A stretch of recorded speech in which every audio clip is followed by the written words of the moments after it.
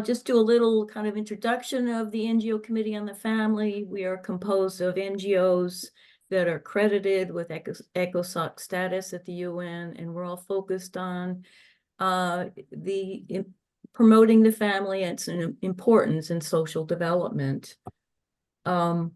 We'd love for you to join. So please look on our website, which I think will be in the chat. It is ngofamilynewyork.org, and you can join online. We have about 8 meetings a year. Some are in the UN, many are virtual. And a real fun one is coming up next month, December 11th. It is celebrating family holiday traditions. It's both virtual, but also in person in Manhattan. So please look for email about that. And I think at the end, we'll also give you that information, but that's very good. So I will now introduce our other members of the executive committee. My wonderful co-chair is Vinnie Santoro. We have Dale Lawton is our treasurer, who also will be our moderator. Elizabeth Delgado is our corresponding secretary. Tori Black is our recording secretary, and we've got some wonderful members at large. Marsha Barlow, let's see, Ben Freer is not here, and Ryan Coe is not here, but okay.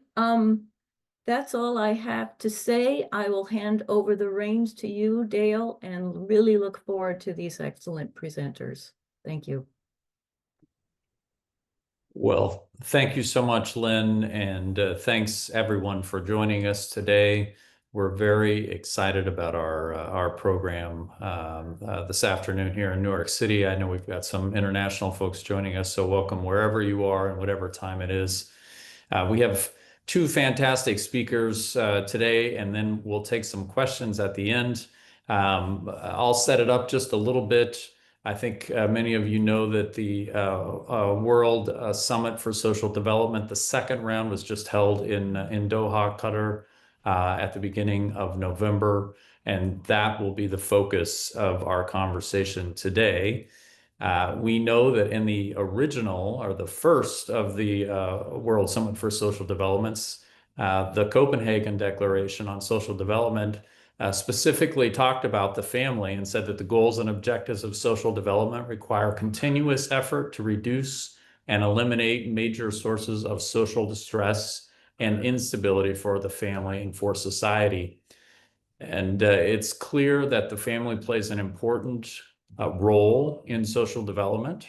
And so to some degree, we're curious, we're interested in learning more about what happened in this second Summit for Social Development related to the family. Interested to hear more from our speakers today about that and to hear your questions. So our speakers today are really well situated to be addressing these issues, and we're extremely fortunate to have them joining us today. We have Renata Kaczmarska, who is the focal point on the family division, on the family and the Division for Inclusive Social Development at the UN Department of Economic and Social Affairs. So in that position, she leads global initiatives that promote family-centered policies and partnerships that advance social inclusion, gender equality, and intergenerational solidarity. We're extremely pleased to have Renata join us today. And then our second speaker will be Dr. Khalid Al-Naama, who is a senior researcher at the Doha International Family Institute, DIFI, which is part of the Qatar Foundation.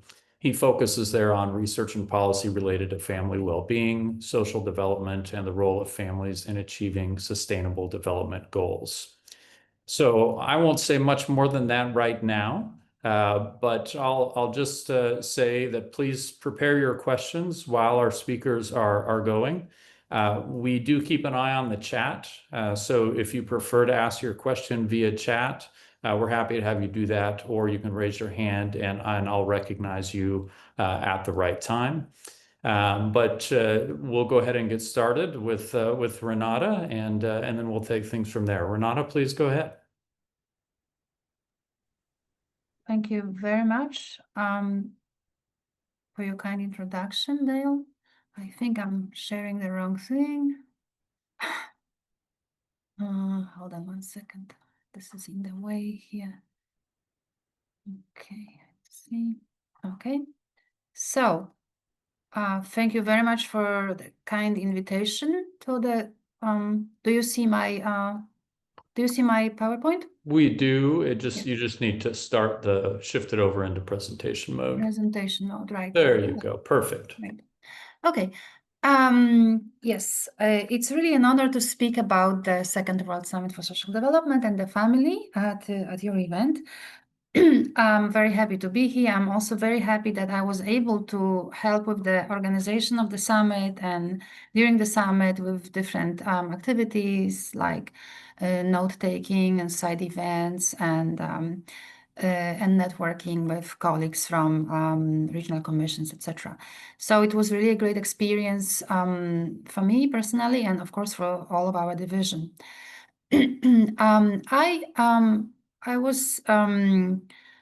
I wanted to mention that the quote that you chose for the to start the meeting is definitely very pertinent to our work. And just to say that the Copenhagen Declaration Program of Action still guide our work. This is our major mandate for the Division of Inclusive Social Development. And indeed, we try to analyze the new challenges to social development and the family, and the social distress and instability for the family, and identify such sources and find solutions to overcome those challenges. Let me go back very fast to Copenhagen. As you know, the conference took place in 1995. It had a very big impact on social development issues.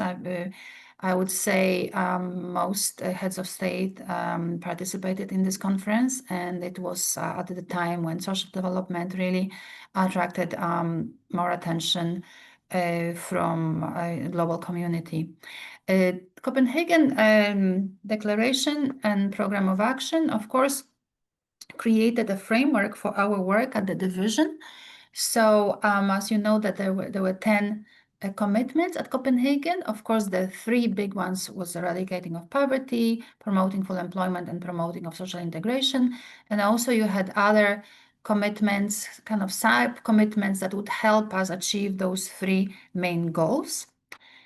And concerning the family within these commitments, promoting family was placed under promoting social integration. So the role of the family in promoting social integration was especially recognized by the Copenhagen Declaration and Program of Action, the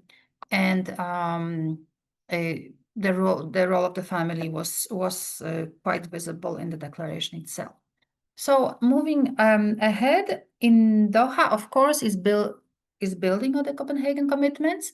And here the world leaders came together to redefine the strategies for social progress and strengthen global partnerships and promote inclusive policies that foster equitable opportunities. And it was truly a platform for dialogue, cooperation, and joint solutions. And of course, the world has changed since Copenhagen, and we have new challenges. And then, we need more efforts to promote social development. Throughout my presentation, you will see different slides, photos of the Doha Summit, just to present the kind of spirit and liveliness of the summit itself. So here the first picture relates to the picture of world leaders. So you have the Emir of Qatar in the center, and our Secretary General, of course, and to the left of the Emir is the President of the General Assembly. Next to her is the King of Belgium. So we have the main heads of states or government represented here. So building on the 10 commitments of Copenhagen, we still focus on poverty eradication, promotion of full employment and decent work, and social inclusion. A little change here was that in Copenhagen we had the word social integration. I think it was kind of replaced, or more commonly now we say social inclusion or social cohesion. And of course, there are persistent gaps in development. As you may know, the 2030 Agenda for Sustainable Development is lagging in implementation. Many SDGs have not been achieved or are on not a very good track to be achieved by 2030. So this summit was really important to mobilize commitment to implementation of SDGs as well. Here we have the opening of the summit by the Secretary General. Just to tell you about the program, there were plenary meetings each day. We also had 2 high-level roundtables. One was on strengthening the 3 pillars of social development. The other one was on accessing progress and addressing gaps. And there was a closing statement as well, segment.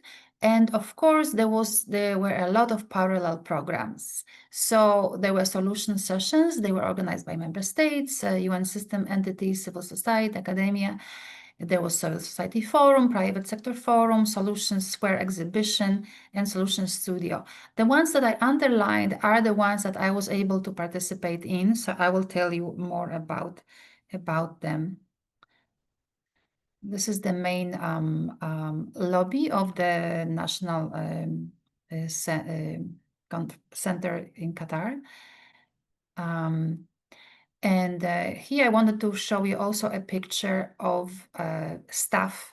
This is not, of course, all the staff that was helping with the summit, but just to say that a bit of statistics that we supported more than 40 heads of state and government, over 230 ministers and senior officials, and 14,000 attendees. So it was a lot of work with registration and logistics and making sure that the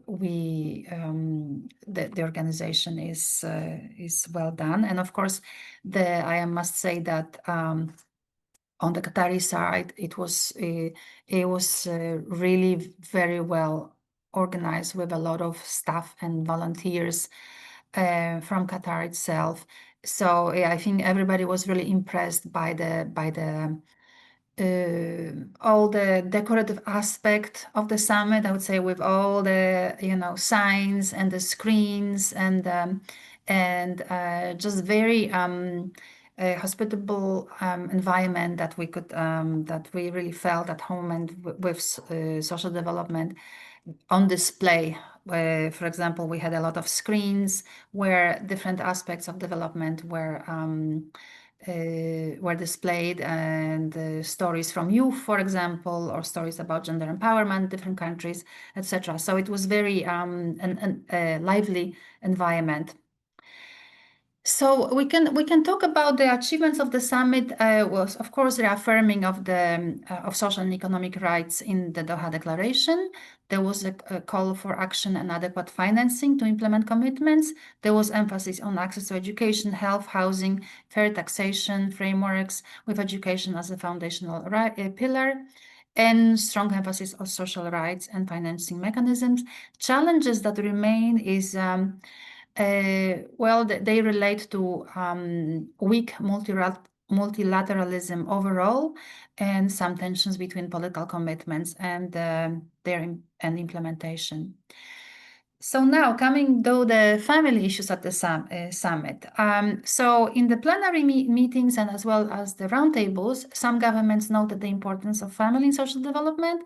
There were also many side events, solution sessions organized by civil society in cooperation with UN entities and government, focusing on family policies, intergenerational issues, capacity development, care work. So a lot of events that were relating to families or were indirectly linked to the family. So as you know, in the Doha political declaration itself, we have family noted as a central enabler and contributor to social development, taking into account different cultural, political, and social systems. And the role of the family was acknowledged in accordance with the principles, goals, and commitments in the Copenhagen Declaration. So we continue the work from Copenhagen, and we reaffirm the centrality of families in social development. So what transpired throughout the summit, we can say, is that reaffirmation that families are the fundamental building blocks of cohesive societies, essential for social stability and unity. There was a lot of focus on family stability, work-family balance, empowerment of women, youth, and persons with disabilities. There were some empowerment strategies. For example, Qatar presented on an event on From Care to Empowerment, aiming to create flexible social policies meeting global standards. There was many examples of regional global cooperation, and some member states committed to strengthening cooperation and strengthen innovative family solutions. So just some examples: the Minister of Family and Social Services of Turkey noted that development is not just economic, but also social, focusing on cohesion and dignity. And of course, family has a big role to play in this. Also, women's empowerment and child protection and sustainable social assistance system, including family policies, were mentioned. The Minister of Family Affairs and Social Services of Finland also noted commitments to UN reforms and human rights, emphasizing gender equality, and noted many policies in parental care, free education, school, public child care. So mentioned many family-oriented policies.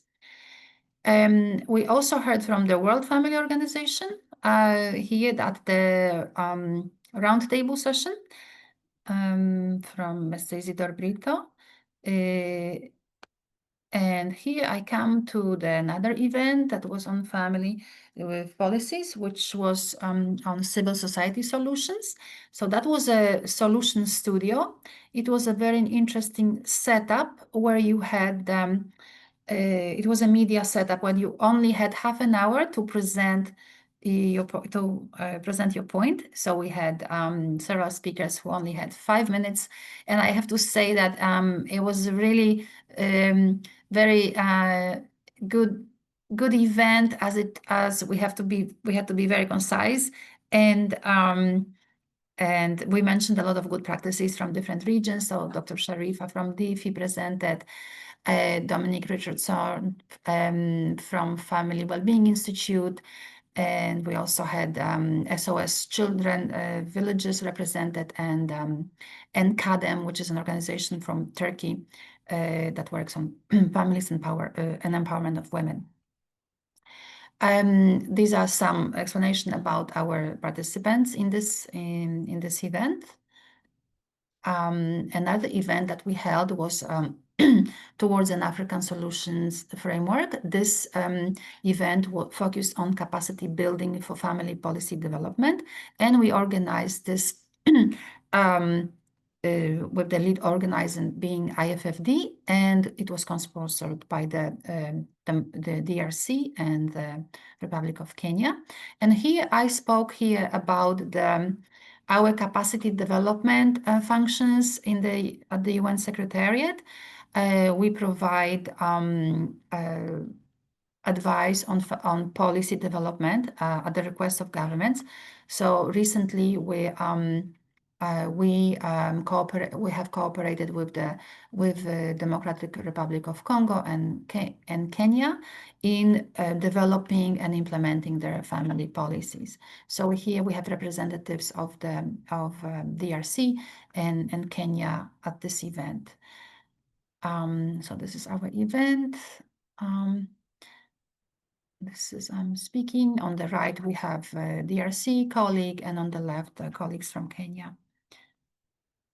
Another event we organized was on care and support systems for reinforcing family-oriented policies, and that was organized with the with the Permanent Mission of Poland, with SOS Children Villages, and I-50 was the moderator of this event. And at this event, we spoke about care, family-centered care, so care provision from a family perspective, so that being for children and older persons and persons with disabilities. And I'm happy to say that I met many colleagues I haven't seen for a while at that meeting. So I was also able to network and think of other initiatives that we could work on together. This is also from our event. This is my boss, Masumi Ono. She is the Chief of Social Inclusion Participation Branch. And we just to mention that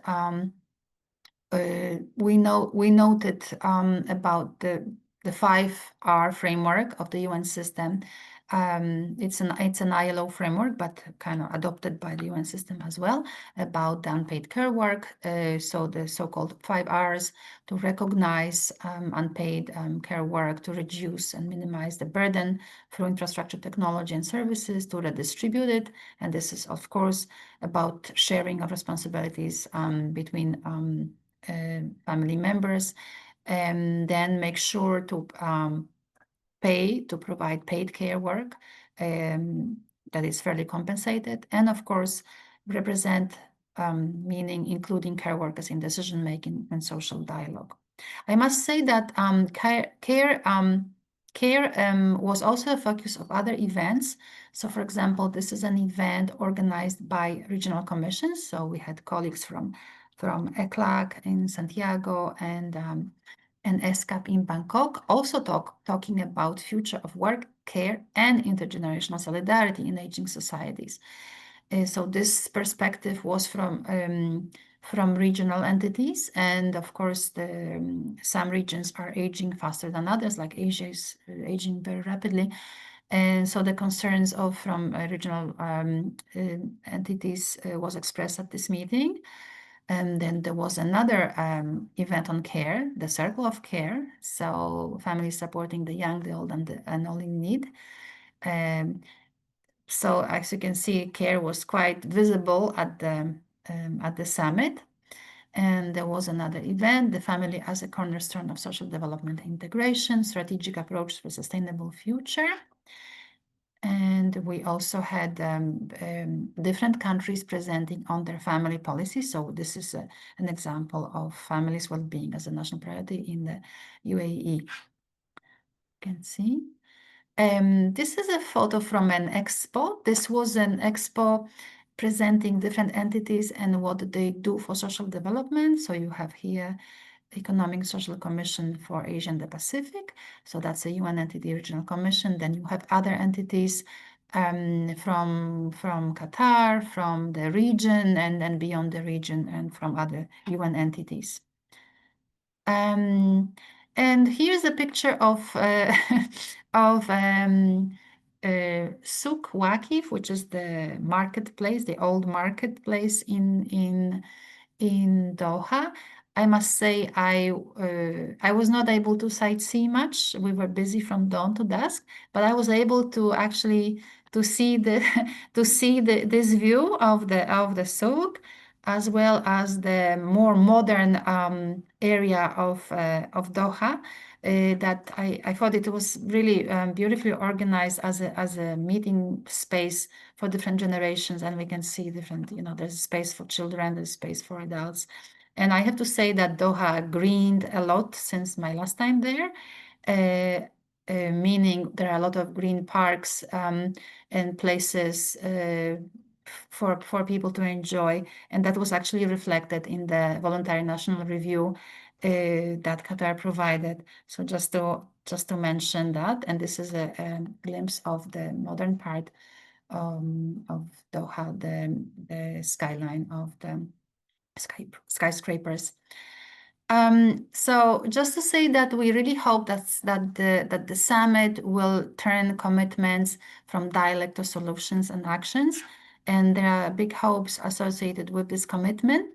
and we are ready to assist with the implementation of the summit solutions and take it forward. So I think that as you could see, the civil society organized a lot of events and was very active on family issues, and we hope to continue cooperating with civil society, including the NGO Committee on turning the into action all those commitments expressed in the Doha summit. Thank you very much for your attention, and I'm looking forward to your questions. Okay, Renata, you can imagine that now there would be applause. You can see some happening, but I always find that to be a difficult part of these kind of events. You can't hear the applause, but I know people are appreciative. So thank you very much for your remarks. I see lots of applause now, so that's great. And we'll go ahead. We'll go ahead now with Dr. Khalid, and then again, just a reminder to save up your questions, and we'll do them at the end when we have a chance for everyone. So I'll turn it over now, Dr. Khalid Al-Naama, and we'll look forward to hearing from you. Please go ahead.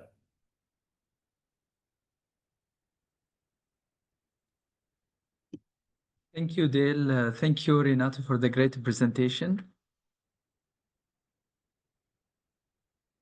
So I hope you can see my presentation.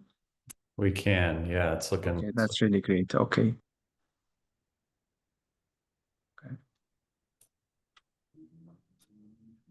Okay. So first of all, I would like to take, I would like first of all to thank everyone for giving us this opportunity, especially Renata. She has mentioned a lot of landmarks, key opportunities here in Qatar. It's an honor, honestly, to join you today after the historic Second World Summit for the Social Development, which was held in Doha. Qatar still reaffirmed the commitment to champion the family well-being and social cohesion, sustainable development. There are a number of challenges which has been faced by the families here in Qatar. So I will try to bring the Qatari's perspective and GCC perspective, and to comment on those actually which has been held in the side event or the events, parallel events during the summit itself. So first of all, I would like to start with the emerging challenges and cultural realities raising the divorce rate. First of all, there are a number of issues which has been which has an issues pressuring the life and reshaping the family life. First of all, Dr. Khalid, I'm sorry, just one moment. We're not seeing it in on the slide mode. Yeah. So hopefully now it's fine. Okay. So yeah, I think now it's clear.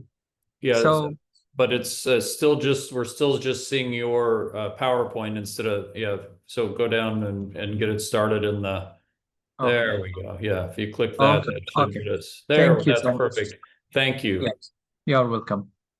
So first of all, I would like to mention the Qatar's social landscape. So we have a number of emerging challenges and cultural realities. One of the main issues and key element has been observed recently here in Qatar and GCC countries are the rising divorce rates due to shifting expectation and social pressures. There are many factors contributing to this social concerns, to be honestly, is one related to changing expectation within the marriage life, financial pressure and debt burdens, reduce the extended family support due to urbanization, digital influence, communication breakdown, and also media disturbance.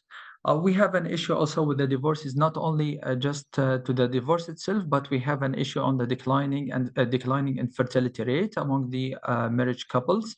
We have also an issue related to delay marriages or even spencerhoods, a different perception in marriage life. Of course, we have an issue also about the digital risk, the screen time, the cyberbullying, harmful content, We have a few incidents also happened recently. Some people they misuse the screen and the digital content, which actually cause harm to some youth here in Qatar. We have a growing also mental health stress among youth and families overall. This has been also brought to Shura Council here in Doha, where actually it's like a kind of parliament. They discuss the social issues in Qatar. They try to find a way out or solutions based on research conducted here in Doha to provide the best practices, even benchmarking Qatar with the neighbors from GCC. The other key factors is actually related to raising divorce rate. Here is the communication breakdown and digital disturbance. And also we have, as I mentioned, the financial pressure overall. The impact on demographic sustainability, we have a raising concern actually about the growth of our population. Since, we have a decline in fertility rate, we have an issue also for bringing the families together, family formation, and demographic sustainability. Declining infertility was the key drive also here, and a key drive and key concern here in Doha due to a number of facts or number of elements delaying in marriage and shifting in aspiration. Housing and living costs become like a burden, but however, recently in a new current HR law, Qatar labor law by Qatar, they have implemented a number of policies, several policies to incentivize new couples to get married and contribute to the social development of Qatar. Also, there are a number of key challenges related to digital challenges or related to digital addiction or digital overuse. It's become like a national concern, to be honestly. As I mentioned earlier, we have an incident. Some of the youth, actually, he was, I think he was an underage. He was influenced by an outsiders. It was an incident. He take his life. So he committed suicide in front of the screen, and it was only a gaming. And it was a really huge incident, which actually shifted all of our attention to digital addiction and digital overuse, and enforce our supervision on the families and parenting skills, which actually shows us a number of bullying and harassment issues, which files also in the police departments, exposure also to harmful content, and reduced to face-to-face communication within the families itself. So there are many families this fragment, and they don't have like a normal communication channel with their parents or guardians. So parents also express their concerns and emotional, psychological, developmental impact of digital environment on children themselves.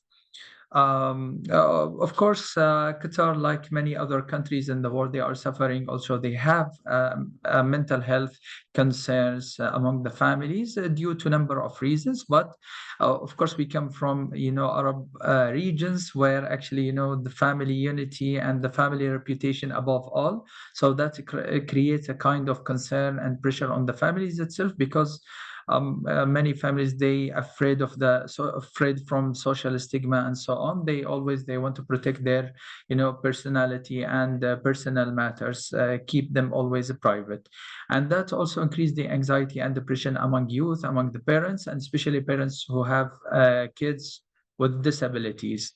Another concern is actually about the academic pressure and also the fast development and lifestyle, social status, economic growth in the societies. Most actually of Qataris, they prefer to send their kids for private education instead of governmental education, which actually increase the financial burden on the family itself. We have actually a number of institutes and NGOs working actually hand in hand to give proper accessibilities for counseling and family bonding initiative. And there are, I think there is like new centers are being developed recently. It will be launched maybe sometime next year or the year after. It will be focused on parenting skills. We are working actually together with MSDF, Ministry of Family and Social Welfare in Doha. Of course, the declaration considers the families as a pillar for social development and need also to address marriage and fertility, digital safety, youth well-being, reinforce also Qatar family-centered policy approach, which actually try to facilitate and to mitigate the risk of, economic growth, which happened recently by a number of initiatives. I'm going actually to list them in a moment.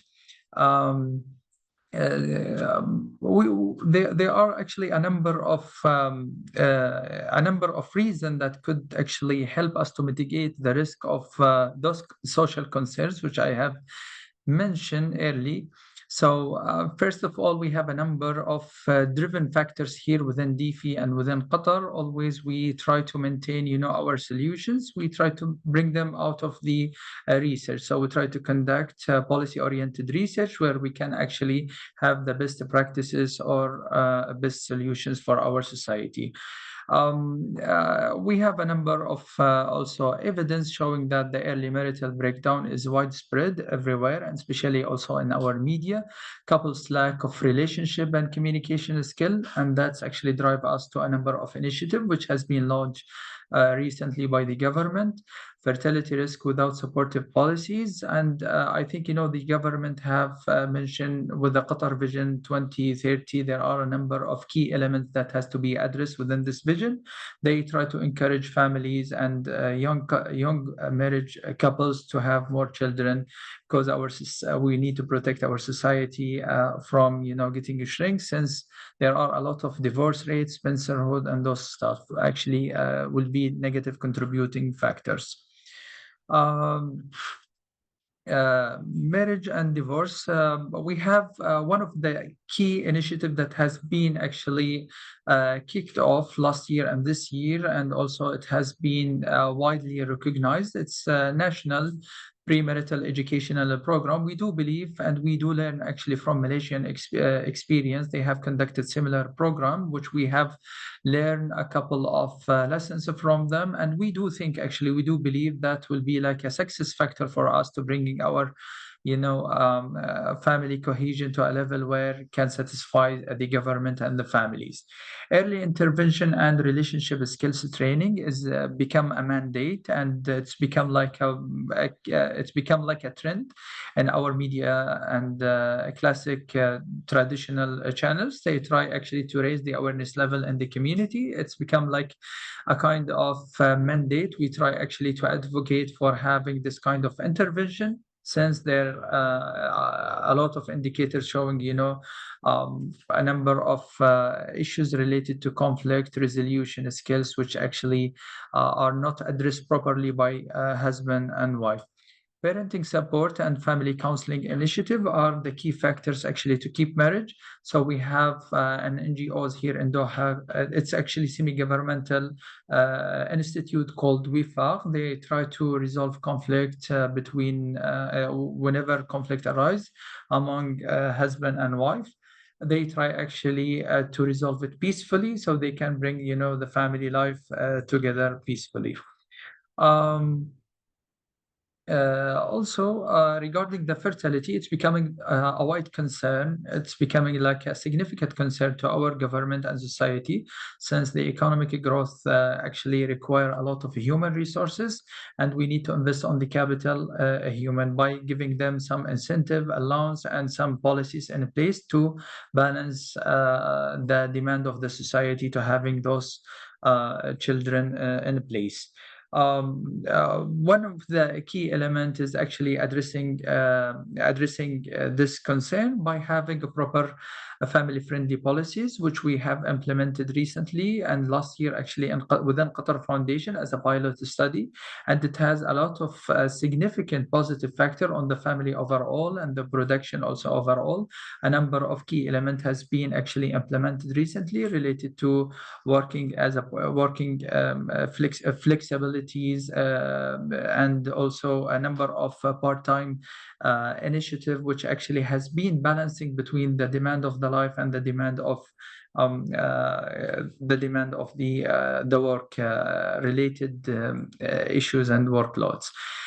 Strengthening also the parental leave and housing support has become like an initiative which has been actually emphasized recently in the current labor law to support Qataris actually to have like a proper maternity and paternity leave also, which we do believe it can have like a positive impact on the overall society. We have actually explored many initiatives which has been conducted in Kuwait, in Saudi Arabia, and Dubai. For example, even they have reduced the working hours. Some of them they have actually given 3 days per week as a day off instead of 2 days off. Just to encourage parents to have more kids and to have more work-life balance. And we have actually launched a fertility awareness campaigns in social media, and we have also we always, if you notice that I'm mentioning social media, because we target the young age group and young married couples, because we do believe that they can actually change the future of our society. Of course, the digital transformation and digital safety become a global concern, especially here also in Doha recently after the incident, which I have mentioned earlier. We need to spend more time online. The global youth actually spending more time online than the global average here, especially in Doha. We do have a couple of statistics as actually mentioned. The age group is actually from 6 to 17 years in GCC spend more time online than the global average. The parents report low confidence in monitoring and guiding digital behavior. One of the key online key risks is actually we have identified a couple of gaps. It's almost like an intergenerational gaps. It's almost like we have identified the husband and wife, the lack of a proper knowledge how to use the digital era and how to monitor their kids without cross over the boundaries or the privacy also of their kids to have like a normal kind of relationship. We need, of course, a national digital literacy program and to save youth from harmful content or cyberbullying. Since here in Qatar, we have actually been working closely with Cyber Committee here in Doha. We have working on a number of initiatives to educate parents, especially in schools settings environment. Family cohesion and solidarity. We have an extended family values remain a strong value. So we always try to make sure that whenever we have implemented the new policies, we try to consider the value of the society and the norms to keep the family together. Of course, urbanization reduces the intergenerational interaction. We have something in common here in GCC and in Qatar. We used to live with our parents and grandparents in a home in a form of extended families. However, that has been slightly changed due to modernization. And we have also promoting the community program and bonding initiative. We have working also with a number of NGOs here in Doha. We have actually a number of initiatives we have discussed it with the decision makers, policy makers, and our stakeholders in Doha. For example, we have bringing these topics many times, actually, even with the Shura Council is like a parliament of mandating and keeping a premarital educational program as a mandatory program to safeguard the family.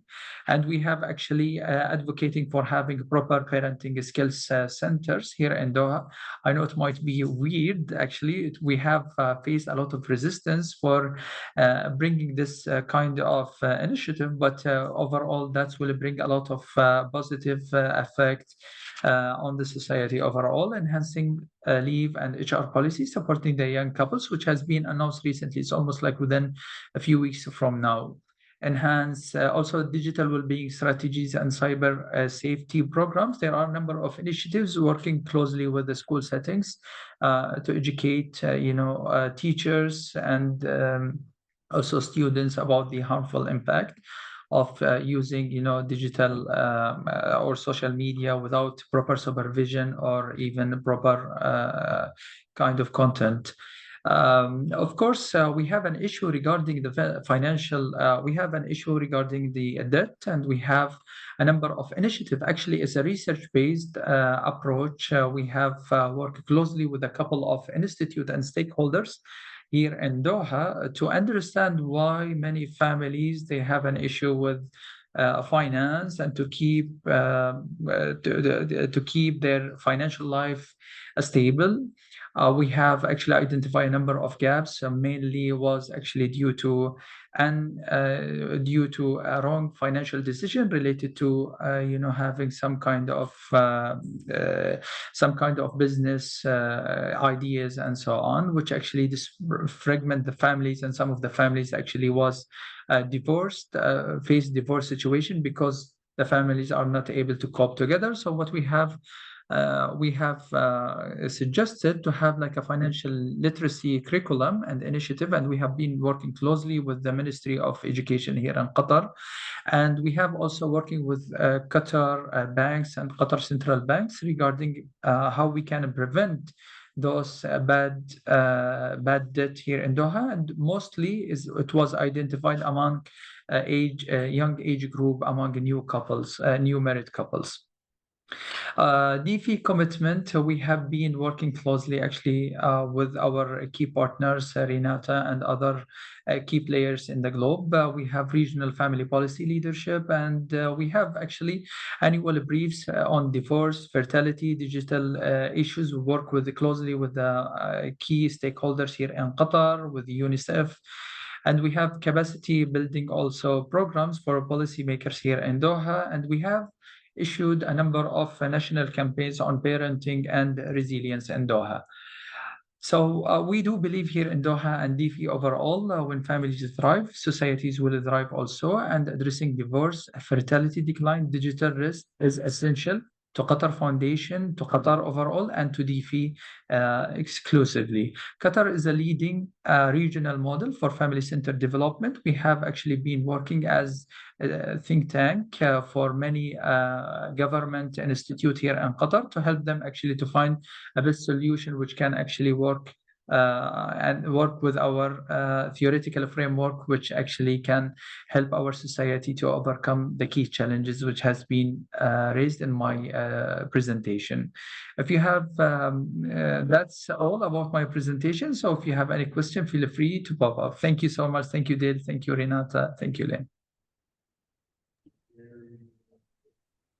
Well, thank you very much, Dr. Khalid, for your remarks and for the careful thought that you put into sharing that perspective from Qatar. We appreciate that. I am just going to kick things off with a couple of questions here. I'll ask one to each of our speakers, and then I'll turn it over to our audience to see what questions you all might have. We do have we could take 20 minutes or so, I think, for questions, see how that goes. So let me just start with you, Renata. I wondered, in your experience, it sounded like you had an opportunity to attend a number of the side events and to really get a nice broad view of the things that were going on, the solutions seminar, the different, or workshop rather, and the different things. I wondered if there was a particular policy idea or a particular sort of conversation focus that really caught your attention this year, that you felt like, oh, that's interesting, that's innovative, or that's a little bit different than what I've been seeing in the past, or something that caught your attention in that way? Yes, thank you. So, well, there were quite a number of interesting ideas. Well, some of them we know what works. For example, well, investing in children early on. That was that the research indicates that if you focus on early childhood, the benefits are much greater than focusing, later, when the child is, well, let's say, already in school or later on. So although the spending in many countries, the spending for education or spending on children is kind of like steady and it's substantive, the time of the investment is important. So that was, I think, many governments don't realize that maybe they want to be kind of even-handed, assisting families with children, you know, through the life course, different ages. But we really have solid evidence that early, you know, investments in early childhood, supporting parents with parental leaves and flexible working arrangements, and especially when the children are small, it's really important. I would say that there's also what stood out, as I also already mentioned, but there's more and more concern, is about care and the recognition. In some regions, it's recognized more than in others. For example, in Latin America, it's more recognized that the responsibility of care should be shared between the families, private sector, and governments. That it's a shared responsibility, because we are really building up new generation, and it's not just the family that is in that should bear all the responsibility. That it's really an investment in society development, right? So that I think it's gaining ground, this approach.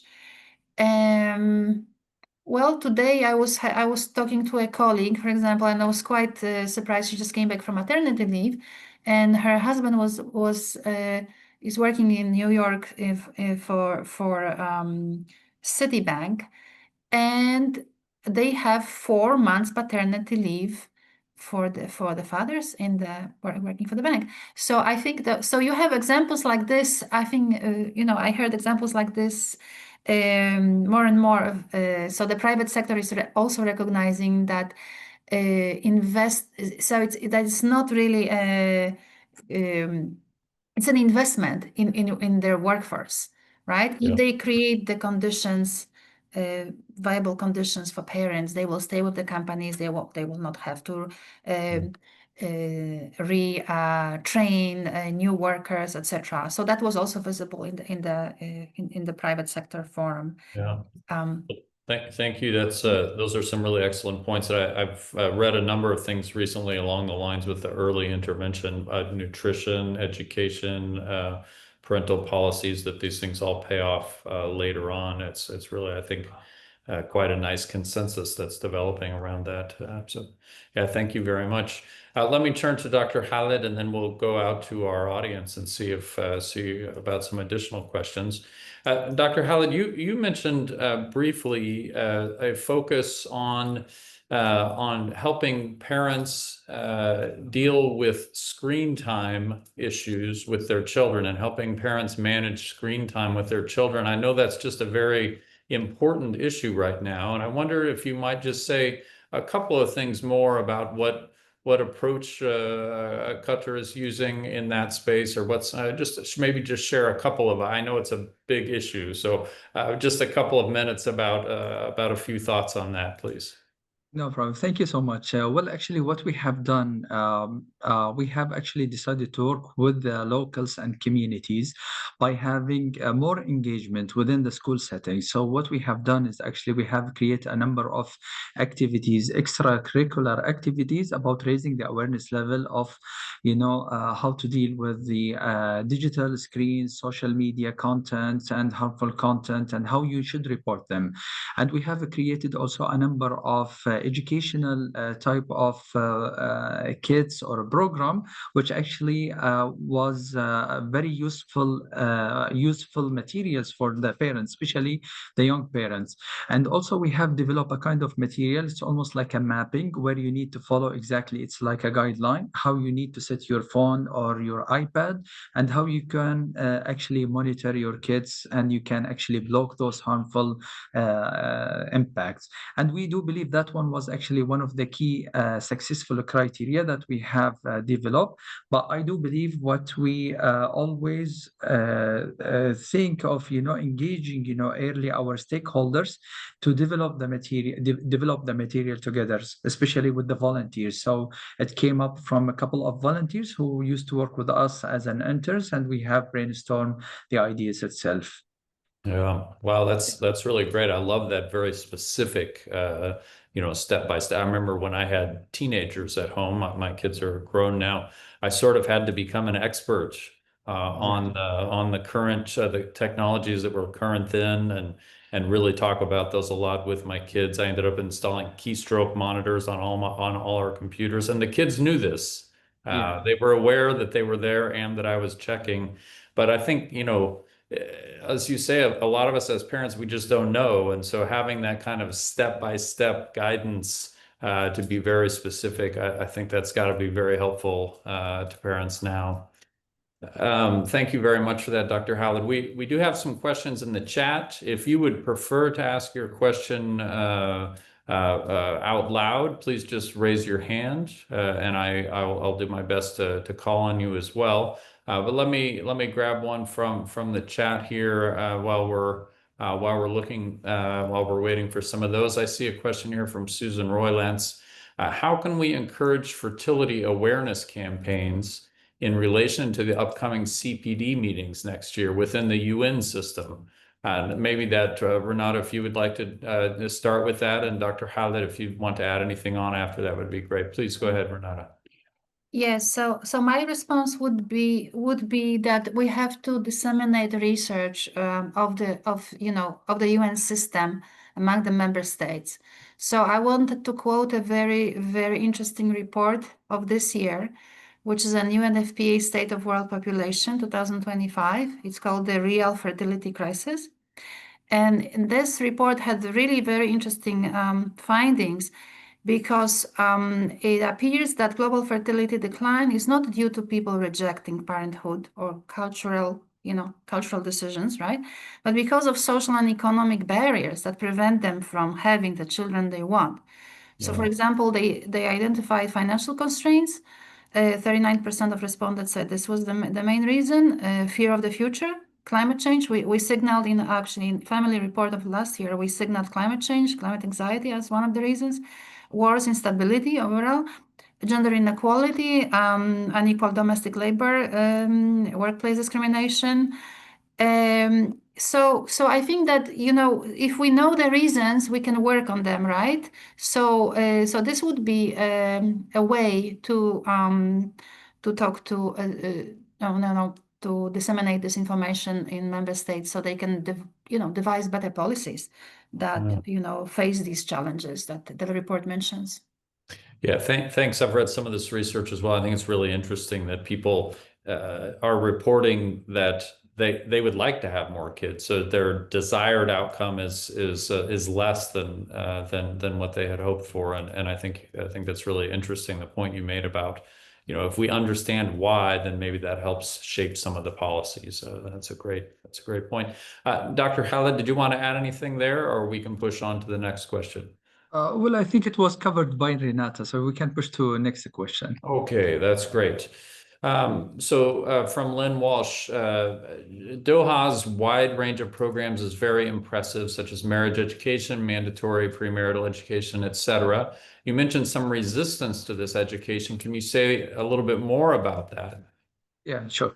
Well, first of all, actually, the resistance came from the community belief that they know everything. So why do they need to learn how to get married?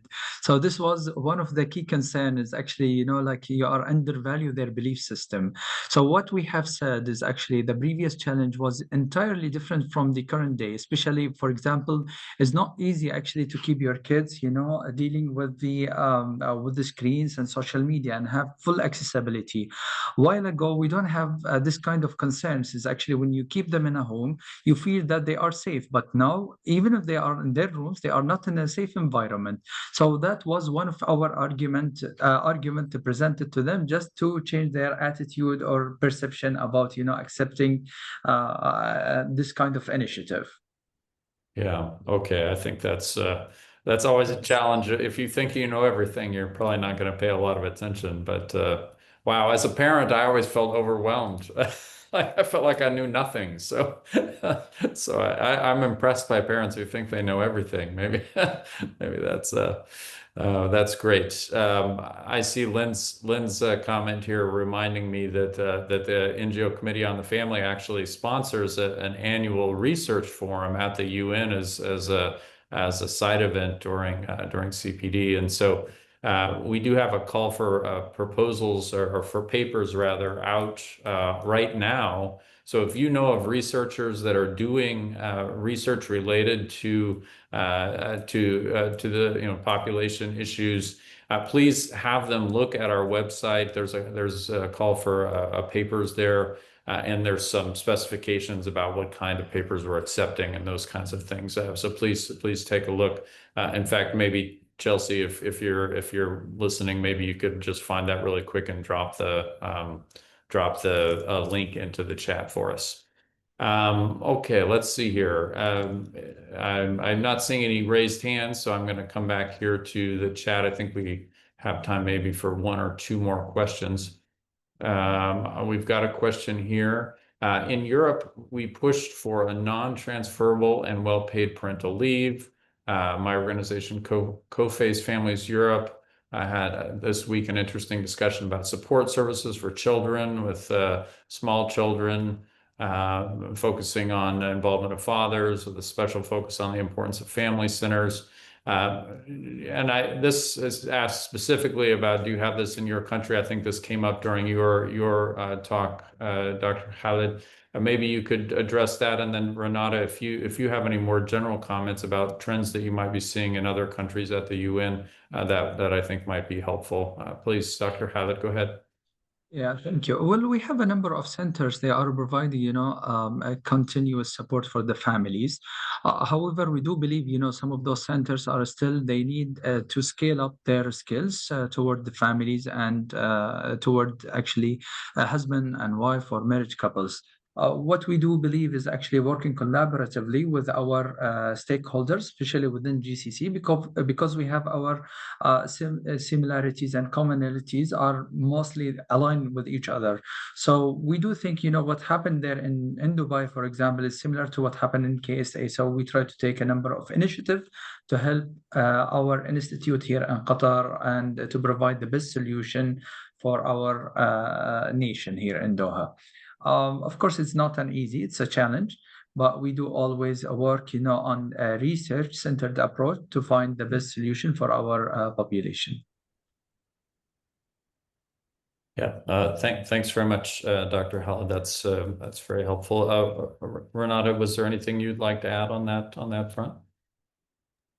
Yes, well, just to mention that family centers and other initiatives of member states, just to say that we all have a very the report that is being finalized now, the Secretary General's report on family issues. It really focuses on good practices around the world. So you will have a lot of examples of family-oriented policies as governments reported in the voluntary national reviews. So I just encourage you to read, because I think there are many ideas that could be seen and then shared and perhaps developed in other countries, learning from other countries' experience. Yeah, no, I think you're absolutely right. We don't have to try to come up with an original solution every time. We should certainly be sharing and looking around and seeing what's already being done. I just shared in the chat there the information about the call for presentations and papers. So if you need more information, I'm going to come to both Renata and Dr. Khalid in a minute here for just any final words. But I am also curious about Lynn's question about what's the story behind the huge spider that was in that seemed to be in the main exhibit area. Is that always there, or was there some connection to the family to the issues there at the Social Development Forum? Yeah, I don't know, Dr. Khalid, maybe you'll know if it's always there. Oh, well, to be honest, I don't have the right answer, but it's always there. It's like a sculpture or artwork. Okay, all right. Nothing serious about it. Yeah. So it's nothing to do with the summit. No. Okay. No. All right. Okay. Well, let me just come back to each of you. Dr. Khalid, why don't you lead off? Is there any final words you might want to say? Any comments for the group? Well, first of all, I would like to thank you honestly for giving us this opportunity. I do suggest to have more evidence research and policy-oriented research to have the best practices for our nations and to consider each differences among the countries. So this is my humble request.